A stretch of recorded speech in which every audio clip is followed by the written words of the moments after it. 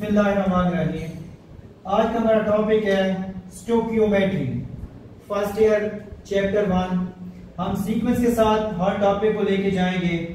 तो आपको पता है कि जो बच्चों ने अभी मैट्रिक का इम्तिहान पास किया है तो आप उन्होंने फर्स्ट ईयर का एडमिशन लेना है।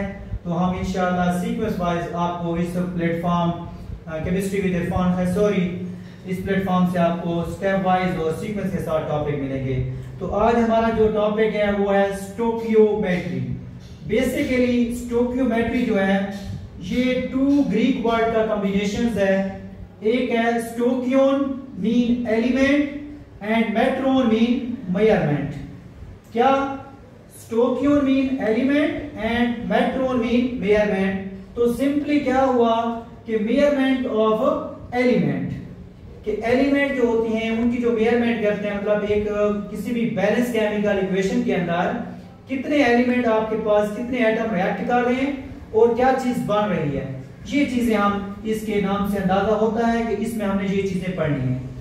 और फीचर देखें हमारे पास, तो ये जो स्टोकियोमेट्री है ये बेसिकली एनालिटिकल केमिस्ट्री की एक ब्रांच है। अब एनालिटिकल केमिस्ट्री आपने 9th के अंदर पढ़ी हुई है कि ऐसी ब्रांच केमिस्ट्री की जिसमें हम क्वालिटेटिव और क्वांटिटेटिव एनालिसिस ऑफ मैटर करते हैं। तो इसमें हमने क्या पढ़ना है, उसकी एक जो फीचर है कि क्वांटिटी को हमने यहाँ डील करना है कि कितने अमाउंट ऑफ रिएक्टेंट होंगे और कितने आपके पास प्रोडक्ट बनेंगे। तो मैं अगर इसको सिंपली डिफाइन करूं तो इट इज डिफाइंड एज कि it is a quantitative relationship between amount of reactant and product in a balance chemical equations. कि एक बैलेंस केमिकल इक्वेशन के अंदर कितने अमाउंट ऑफ रिएक्टेंट होंगे और रिएक्टेंट जब आपस में मिलेंगे उनके दरमियान जो बॉन्ड है वो ब्रेक डाउन होगा और न्यू बॉन्ड बनेगा और न्यू जो चीजें बनेगी उसको हम प्रोडक्ट का नाम देते हैं। तो किसके अंदर? इन अ बैलेंस केमिकल इक्वेशंस।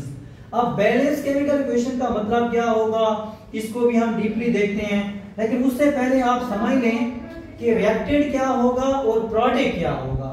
आप देखें, लेट्स सी हमारे पास अगर है H2 plus O2 hydrogen gas और ऑक्सीजन गैस आपस में जब मिलती हैं तो हमें क्या देते हैं? H2O देता है।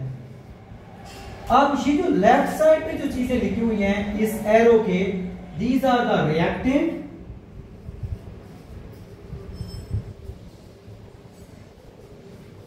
और जो राइट साइड पे चीजें लिखी हुई हैं दीज आर द प्रोडक्ट।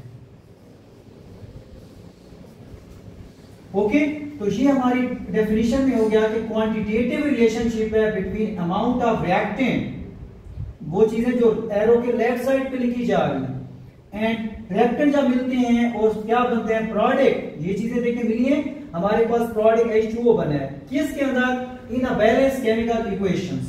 के बैलेंस केमिकल इक्वेशन के अंदर, मतलब बैलेंस केमिकल इक्वेशन के अंदर ये शर्त है कि कितने रिएक्टेंट मिल रहे हैं और उसके रिवार्ड में हमें कितने प्रोडक्ट मिल रहे हैं। ओके, इन दो चीजों को हम डील करेंगे।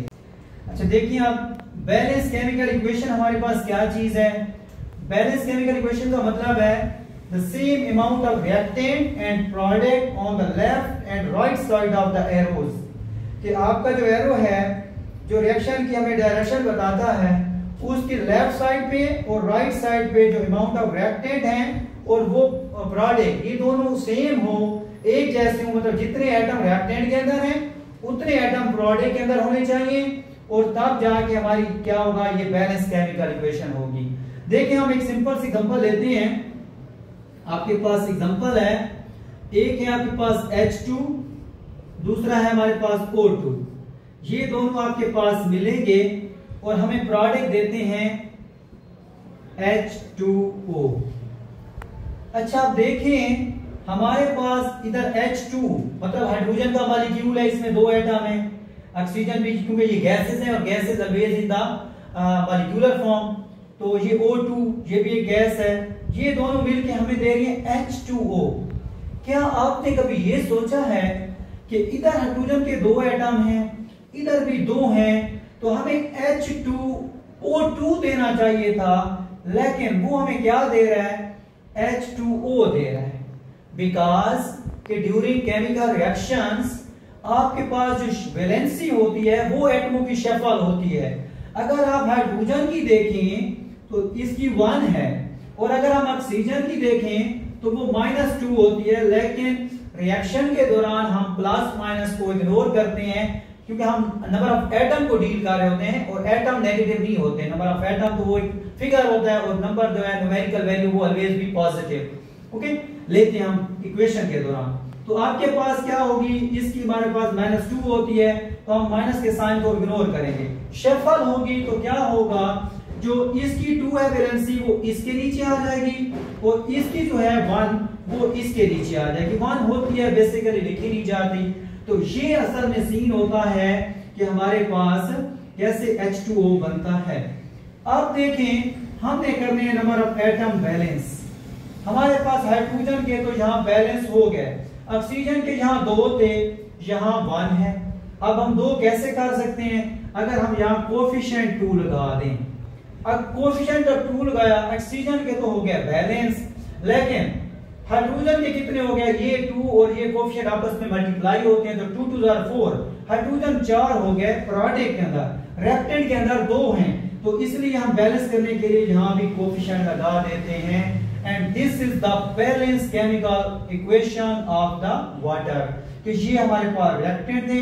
अब देखिए 4 हाइड्रोजन के एटम मिले हैं, 2 ऑक्सीजन के मिले हैं, और ये जो वाटर फाइनल प्रोडक्ट मिला है हमें, उसमें भी हाइड्रोजन 4 है, ऑक्सीजन 2 है। This is the balance chemical equation. एक और सिंपल सी एग्जांपल लेते हैं हम।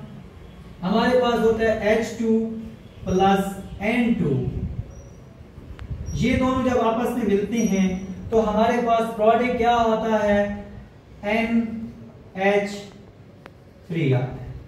अब हमें सोचना है कि हमारे पास इधर 2s हुई, आपके पास गैसेस है ना, मॉलिक्यूलर फॉर्म में होंगी, H2 प्लस N2 मिलेगा तो हमें क्या देगा, NH3 अमोनिया गैस देगा। अब देखिए कि हम बैलेंस की तरफ जाते हैं, पहले देखें कि हमने ये NH3 क्यों लिखा है। आप देखें वही बात है कि आपके पास हाइड्रोजन की valency 1 and nitrogen belong to 5 group, और इसकी जो वैलेंसी होती है वो -3 होती है। वही बात है कि -3 आपके पास जो होते हैं हम नहीं गिनते उसको साइन माइनस का, तो शफल होगी वैलेंसी, तो इसकी जो वैलेंसी होगी हाइड्रोजन के नीचे आएगी, हाइड्रोजन की 1 इधर आएगी, इधर 1 है लिखा नहीं जाता, तो हाइड्रोजन वाली वैलेंसी इसके नीचे और इस वाली जो 3 वैलेंसी है वो इसके नीचे आ जाएगी। These are the number of atom. आपने रिएक्शन के दौरान शफल जो करनी है वो वैलेंसी करनी है, इस बात को आप थोड़ा क्लेरिफाई कर लें, इसमें डाउट नहीं होना आपको। ये वैलेंसी होगी इसके नीचे और इसकी जो वैलेंसी है वो इस तरह प्रोडक्ट बनाते वक्त हम जब बैलेंस करेंगे वो इनके एटमों को देख के किया जाता है। आप देखें हमारे पास NH3 बन गया। अब हम देखेंगे कि जी हाइड्रोजन के यहाँ एटम 2 थे, यहाँ उसके 3 हो गए, ठीक है, वैलेंसी के एतबार से, और इधर नाइट्रोजन के 2 हैं और इधर 1 है। पहले हम सिंपली देख लें कि नाइट्रोजन को अगर बैलेंस करें तो हमें यहाँ कोफिशिएंट 2 लगाना पड़ेगा। अब नाइट्रोजन के 2 यहाँ भी हैं, यहाँ भी 2 हो गए। हाइड्रोजन के आप देखें जब ये 2 कोफिशिएंट लगाया तो ये 3 2 6 हो गया, तो हम सिंपल क्या करेंगे, इधर भी कोफिशिएंट 3 लगा देंगे, और ये क्या हो जाएगा हमारे पास बैलेंस केमिकल इक्वेशन। इस टॉपिक में आपने ना सिर्फ स्टोकियोमेट्री सीखा है, उसका ये भी सीखा है कि वो 2 ग्रीक वर्ड का कॉम्बिनेशन है। उसके बाद आपने सीखा है कि एमसीक्यूज के लिहाज से कि ये कौन सी ब्रांच है, वो एनालिटिकल केमिस्ट्री की ब्रांच है, और उसमें क्वांटिटेटिव एनालिसिस करते हैं हम रिएक्टेंट और प्रोडक्ट का, किसके अंदर, बैलेंस केमिकल इक्वेशन के अंदर। बैलेंस केमिकल इक्वेशन क्या होती है, जिसमें same amount of reactant and product होते हैं एरो के लेफ्ट और राइट साइड पे।